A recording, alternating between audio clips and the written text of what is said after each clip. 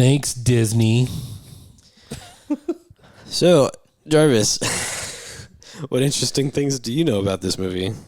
I don't know any interesting things other than what the director said that he was trying to do on some of the stuff. I only watched one of them where he was just like, Shark Boy was no good. We didn't really see a need for him.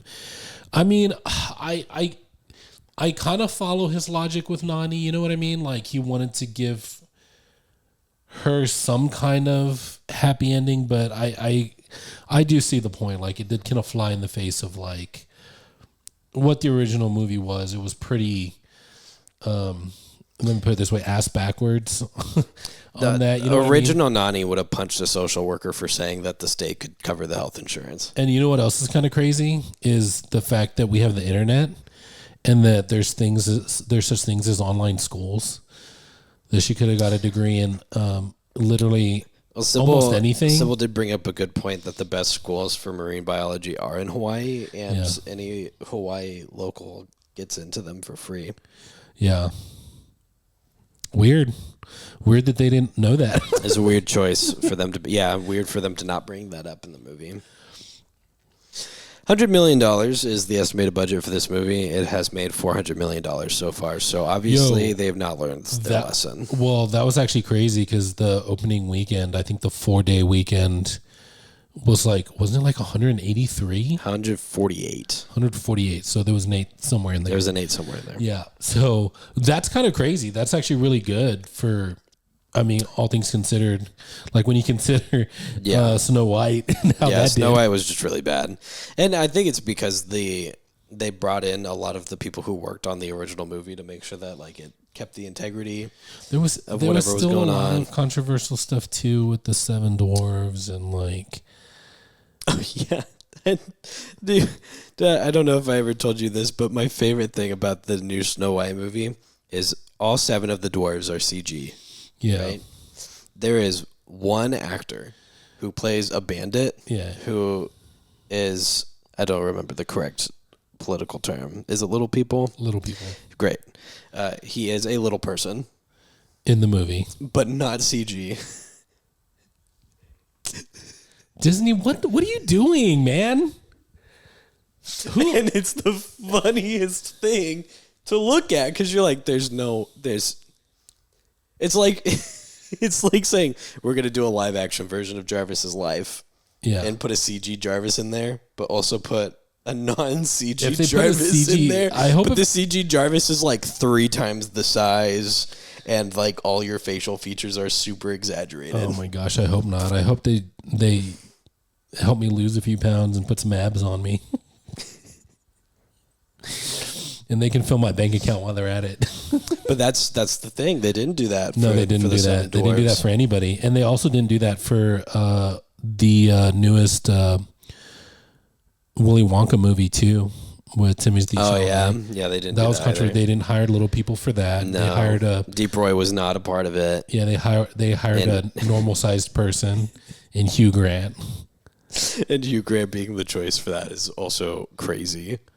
Yeah, I think we'll talk about that one day. We kind of talked about this a little bit, but I don't think little people get enough representation in Hollywood. I think Hugh Grant gets too much representation in Hollywood. Oh yeah, he's kind of a pompous dude. You didn't like Heretic? No, I also did not like him in Wonka, but I thought it was really funny how he's a serious actor who had to play an Oompa Loompa while Timothée Chalamet, the lead actor in that movie, runs around and he's like, yeah, man, I just do what I think sounds fun. That's the kind of life I'm trying to have. I just go around and do the things that I find fun. And that's why I think Timothée Chalamet went from the kind of cringe, he's in this again, to like, yeah, you know what? Hell yeah. I'll go watch another Timothée Chalamet movie. He got some points with you for that. Well, for sure. Yeah. Especially because he was like doing Dune and whatever, and people were like, why are you in Wonka? And he said, I thought it'd be fun. Yeah. That's confidence right there. You know what wasn't fun? Child Protective Services. Yeah, they were kind of annoying. They were very aggressive. And very pushy the whole time. They were trying to make them out like the good guy. The good guy, bad guy. like trying to give Nani all of the advice from the beginning. It's just which was clean up, get some groceries, and get some health care. Yeah, or else. Yeah, you don't forget the or else. Yeah, or else your neighbor will take your sister, and then you'll get to live your dreams. I'm gonna give my arbitrary rating. I don't know. Yeah, let's do this, guys. I'm gonna rate it. Watch it on Disney Plus when it comes out if you really want to. But like, there's no reason. Just watch the original movie. That's the rating. Watch the original. Let me ask you a quick question before I completely 100% agree with you. Hypothetical question. Do you think that Lilo and Stitch should have been like the Lady and the Tramp live action, where they just released it on Disney Plus? I did not even know there was a Lady and the Tramp live action. There is. So yes, the answer is yes. I mean, I guess from a financial standpoint, they're doing pretty good with it. You know what I mean? I've been looking at the live actions from Disney as a way for them to intentionally lose money for a while. How maybe you could look this up. We'll give this as a fun fact, and then we're gonna piece out of this review. How do you know? Let me see if you can figure out how many of the Disney live action remakes actually made money. Oh man, because it's probably a small number. So while he does that, guys, like, I just want to hear, were you as upset about Lilo and Stitch, the changes that they made, leaving out Shark Boy, the dress, Nani goes to college, all those things? Like, did you hate that? Were you okay with it? Do you agree with the masses as well as us, or do you disagree? Because like I said, I think we both agree, like, it's good. There's still some good feelings, good vibes you get from it.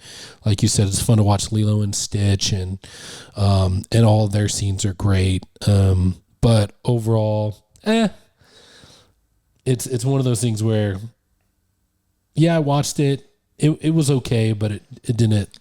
All right, I'm going to count. I'm going to count anything under 200 mil of box office flop, just because it doesn't. I don't have the how much it cost numbers.